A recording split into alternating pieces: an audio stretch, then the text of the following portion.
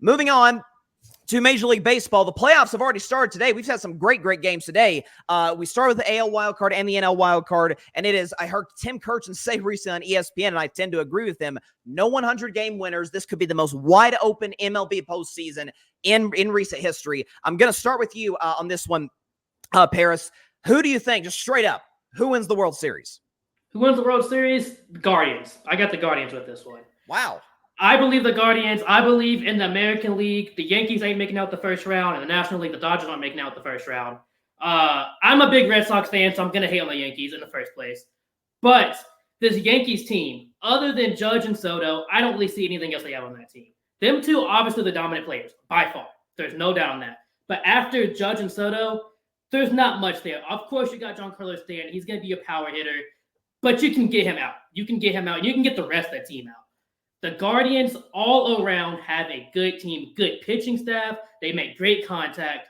To me, the Guardians are the best team in the American League. The Astros and the Tigers in playoff games, the scariest team is always the hottest team coming in the playoffs. And in the American League, you got the Tigers are the hottest team, and in the National League, you got the Mets as the hottest team. And I see both of them winning. But facing the Phillies and facing the Guardians, I think that's the matchup of those teams. Those two teams are, to me, are just the best teams in both sides with the Guardians and the Phillies. I think it's a Guardians-Phillies World Series, and I believe this is the Guardians' year.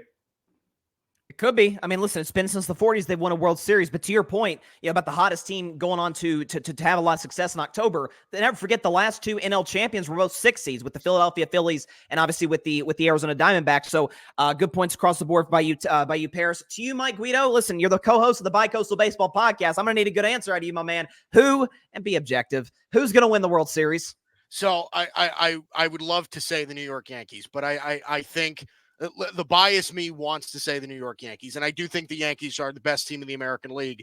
But right now, if you're asking me today who I would put my money on, I would say the San Diego Padres. I think right now they're the team that's looking like they're the hottest team in baseball right now. They're 43-19 since July 20th. They're the absolute hottest team in baseball. Ever since the trade deadline, when they made all of those acquisitions in their bullpen, when they added Jason Adam, when they added Tanner Scott, they became such a juggernaut in the back end of their bullpen. I mean, they're shortening games to the 6th or 7th inning with their bullpen. I think their rotation for the playoffs is set. I mean, if you're looking at a playoff rotation right now of Dylan Cease, who's been one of the best pitchers in baseball, Michael King, who since April has an ERA just above 2. I mean, you're looking at Joe Musgrove and Yu Darvish on that part of the rotation as well. 2 seasoned veterans with lots of playoff experience. This is a lineup that's doing everything really well. Jackson Merrill, Fernando Tatis, Jurickson Profar is playing really well. And to be honest, the Padres' path forward, I don't know is going to be that difficult. They have to go through a beat-up Atlanta Braves team, which I don't think is going to be that hard. The Dodgers, as much as everybody loves the Dodgers, their playoff rotation is shot, and we all know that Dave Roberts has had his struggles managing through the playoffs in big games. I think you could see this could be the year that the San Diego Padres are kind of getting it all right and playing hot at the right time. So as much as I would love to say that it's the Yankees, and I do think that we could get a Yankees-Padres World Series, I think the Padres are the most dangerous team in the playoffs right now. I'm so proud of you, Mike Guido. That was my very mature take on your part. I'm blown away about what you're able to. By the way, with a Yankees hat on your head, like that is kudos to you, my friend. And by the way, no, you make great points. The Padres. Go ahead. It hurts me.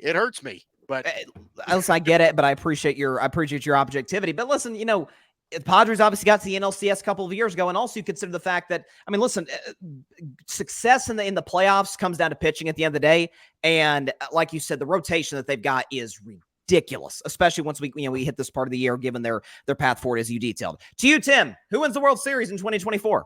So, listen, I honestly, ever since my Red Sox refused to spend money, refused to invest in this team, they're so focused on the farm system, which, let's face it, is the farm system going to be good when they make it here? That's a story for a different day. I know we're talking about the World Series here, but that just leads me to say I want anybody but the Yankees and the Dodgers. Yankees for obvious reasons. Duh, New York, like F the Yankees. But the Dodgers as well, because not for nothing, the Dodgers are a bunch of cheating scumbags. I'm sorry. What they did the fan base itself is leftover Laker fans. Then you have the whole Ohtani thing, which I can't believe Major League Baseball didn't look at that contract and say, no. Go back to the drawing table. You're not going to be paid $2 million for 10 years and then $680 million for the rest of your life. Like, that's absurd. That's ridiculous. Not to mention, I'm sorry, but yeah, Ohtani absolutely cheated. He should be in the same conversation with Pete Rose, RIP. But all in all, though, if I had to pick, I would say I'd root for the Braves because I love Chris Sale, always have, always will. And I would love to see Chris Sale win. The Phillies, because I'm a big Bryce Harper guy. I love Bryce. I think he's great for the sport. He was the face and then wasn't the face. Bryce Harper should be the face of the sport. He's such a cool dude, good guy, and it would just be awesome. They were in the World Series just 2 years ago, but all in all, Padres, baby. Not just because of what Mike just said, but also because the Padres now have the old voice of the Red Sox, Don Orsillo, who is the voice of the Padres now, which is an absolute travesty. The guy 10 seconds, Tim. Born and raised in Boston, came up through the system with Boston, was the Red Sox guy, got unceremoniously fired. Now he's with the Padres. So go Padres, baby. He was a legend. By the way, obviously, you for the points you mentioned with Mike, I must admit, Tim, I heard more about what the Dodgers and the Yankees are not going to win the World Series, while the Padres are. Nonetheless, it's a good take on your part in terms of this is a team that can absolutely make a deep run in the playoffs. Finally, with you, EJ, who's going to go to the Fall Baseball Classic and who's going to win? I said Fall Baseball Classic. I said Fall Classic. I got that Fall Baseball Classic. Go ahead, EJ. You got me over here talking baseball, man. This ain't my sport. But listen, I'm just going to roll with the team that has home field advantage throughout. Dodgers.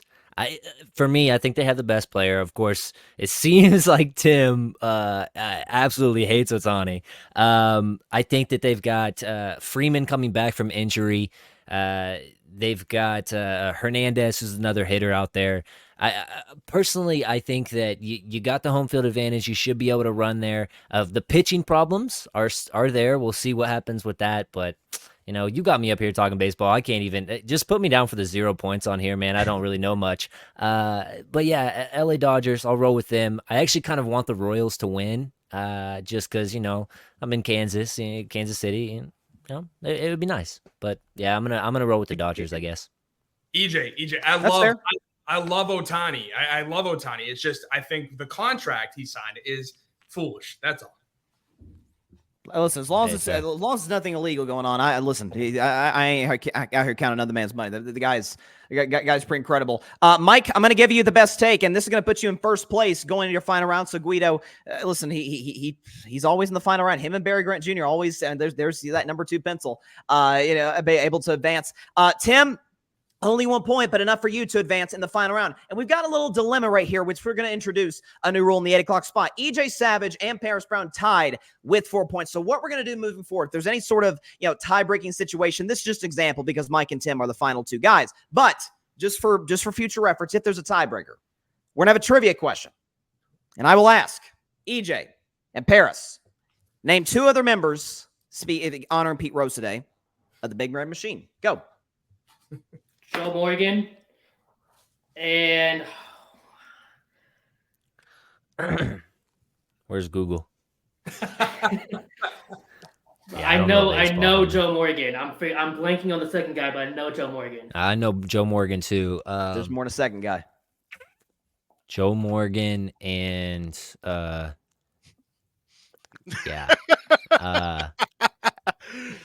it's not Babe Ruth. It's just what we're doing. We tried it out. This is what we're going to move forward. And Paris. Dave Concepcion. Yeah, Concepcion, Bench, Griffey. I mean, there's a lot of. It was Griffey. Griffey was in that. Oh. Griffey. Yeah. King Griffey Senior. Griffey Senior. Oh my God. Greatest lineup in history for sure.